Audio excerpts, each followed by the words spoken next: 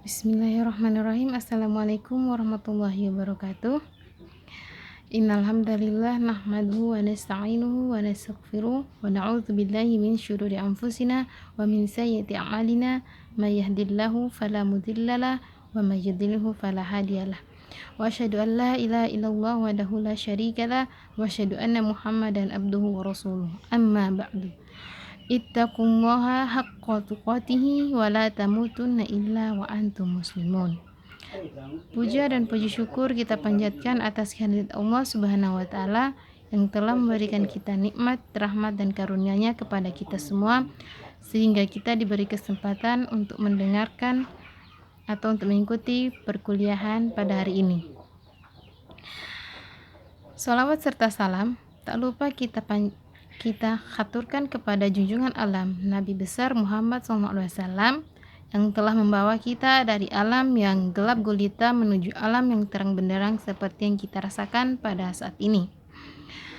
Dan tak lupa pula kita haturkan shalawat serta salam kepada para sahabatnya, tabi'in dan para orang-orang saleh yang senantiasa bersalawat kepadanya. Adapun judul ceramah yang akan saya bawakan pada kesempatan kali ini yaitu pentingnya ikhlas. Ikhlas adalah perkara penting bagi setiap muslim. Mengapa? Karena dengan ikhlas sajalah ibadah yang kita lakukan akan bernilai pahala dan kebalikannya. Jika tidak maka akan mendatangkan dosa. Seperti kita ketahui bahwa ikhlas adalah beribadah dengan niat hanya untuk mengharap ridho Allah Subhanahu wa taala. Dan sebaliknya, jika kita beribadah dengan mengharap selain Allah, misal karena mengharap pujian manusia, maka ini dinamakan dengan riya dan dia termasuk ke dalam dosa. Otomatis ibadah yang kita lakukan tidak akan diterima oleh Allah, bahkan mendapat dosa riya. Lihat, hanya dengan salah niat perbuatan ibadah yang seharusnya mendatangkan pahala malah mendatangkan dosa. Seorang ulama yang bernama Ibnu Mubarak berkata, betapa banyak perbuatan kecil bernilai besar karena bagusnya niat, dan betapa banyak ibadah yang besar menjadi rusak karena rusaknya niat.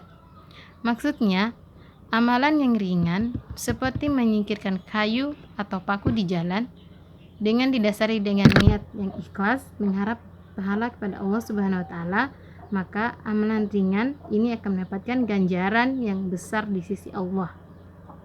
Dan amalan yang besar seperti ibadah haji dengan niat agar dipanggil Pak Haji, maka amalan besar tersebut rusak dan tidak mendapat pahala di sisi Allah Subhanahu wa taala.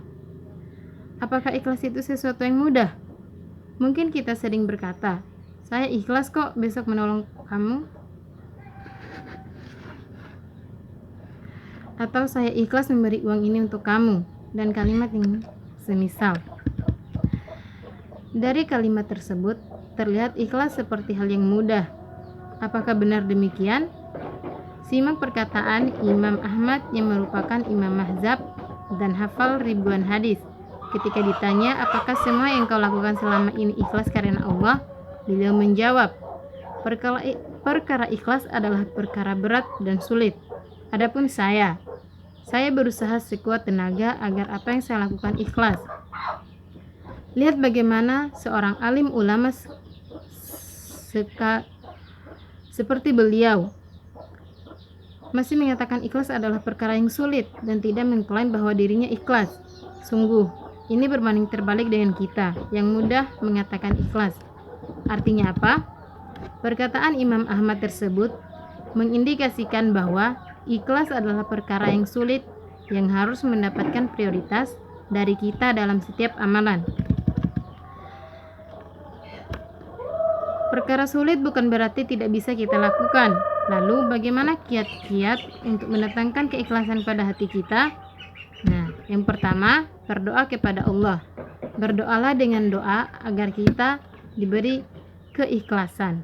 Seperti doa, Ya muqallibal qulub, tsabbit qalbi ala dinik, yang artinya, wahai Rob yang membolak-balikan hati, teguhkanlah hati kami di atas agamamu. Yang kedua, jauhi ketenaran dan rasa ingin dipuji.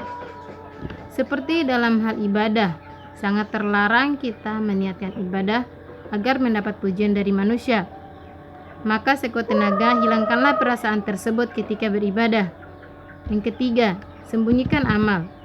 Inilah cara jitu agar bisa ikhlas. Karena dengan menyembunyikan amalan, maka tertutup celah kita untuk mengharapkan pujian orang lain. Dan inilah yang dilakukan oleh para ulama terdahulu.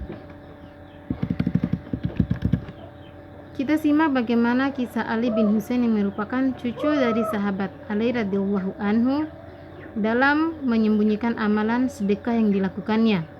Setiap malam beliau menaruh sekarung gandum di depan rumah orang yang tidak mampu dengan niat sedekah ikhlas karena Allah. Kejadian ini tidak diketahui oleh semua penduduk setempat dan berlangsung untuk beberapa lama sampai akhirnya beliau wafat. Setelah beliau wafat, maka tidak ada lagi kiriman gandum di depan rumah orang yang tidak mampu atau orang miskin.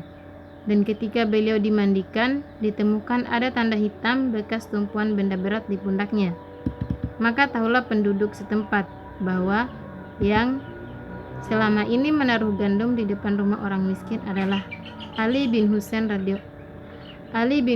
rahimahullah. Lihat bagaimana usaha para ulama dan orang saleh terdahulu dalam menyembunyikan amalan. Niat mereka adalah agar amalan yang dilakukan tersebut bisa ikhlas lillahi ta'ala. Sembunyikanlah amalan seperti kita menyembunyikan aib kita sendiri. Barakallahu lakum wa lakum fil Qur'anil azim. Syukron wa jazakillah khair. Wassalamualaikum warahmatullahi wabarakatuh.